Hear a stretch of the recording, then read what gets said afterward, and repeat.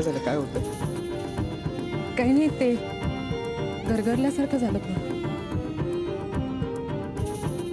ताई ताई अगं काय झालं?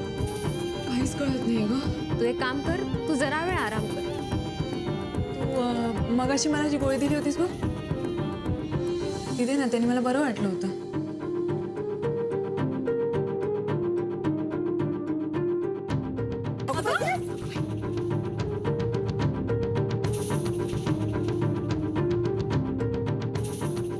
मानसी, हां ऐक ना, ॲक्च्युली ना माझ्या मैत्रिणीचा एक प्रॉब्लेम आहे, सो तुझी हेल्प हवी होती. बोल ना. तिचं आत्ताच लग्न झालंय आणि लग्नानंतर तिला कळलंय की ती प्रेग्नंट. आम्ही नाही जाणार शिमल्याला. का? तुझ्या ताईची तब्येत जरा नरम आहे. नाही नको, तिला नका देऊ पपई. अरे पण तळकट खाण्यापेक्षा हे चांगलं ना. तिला नका देऊ पपई, मी सांगतोय ना.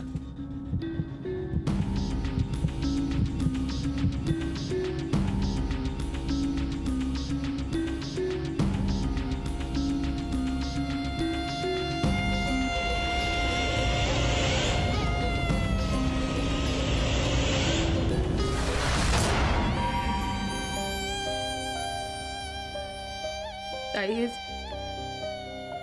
प्रेग्नेंट.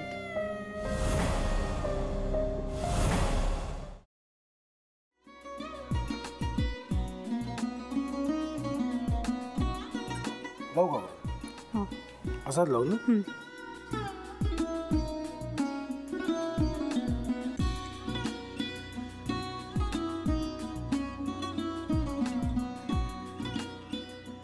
आता काय करायचंय? आता आपण ड्राय स्टफिंग दुसरं काय करणार आपण त्यात? आपण ह्याच्यात मेयोनीज न टाकता बाकीचे सगळे साहित्य टाकायचे. अच्छा, हे सगळं. ऋतू, माझा तर विश्वासच बसत नाहीये. म्हणजे अगं बहिणी आमचं लग्न व्हावं म्हणून किती प्रयत्न करत होती आणि ते सगळं करताना की शिवच्या आम्हाला माहिती पुरवते. नाही, मला नाही वाटत.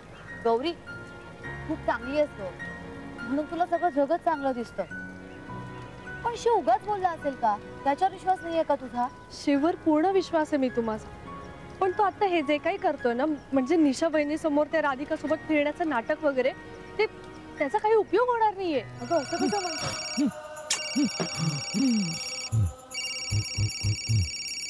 अगं नीलिमा, जतीन भाईंचा कॉल आहे. हो माहितीये. रिसीव कर ना. अगं बघ, कट झाला. आता तू रिसीव केला नाहीस म्हणून ते मला करतील. अब पुन्हा आला बघ, घे बघू. पण हे एक ना एक दिवस घडणारच होतं. आता मला कळलं तुम्ही 2 दिवस झाले काय सांगत होता ते.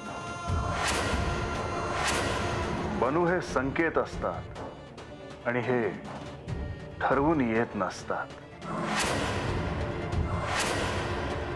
मी बाहेर तुमची वाट बघते.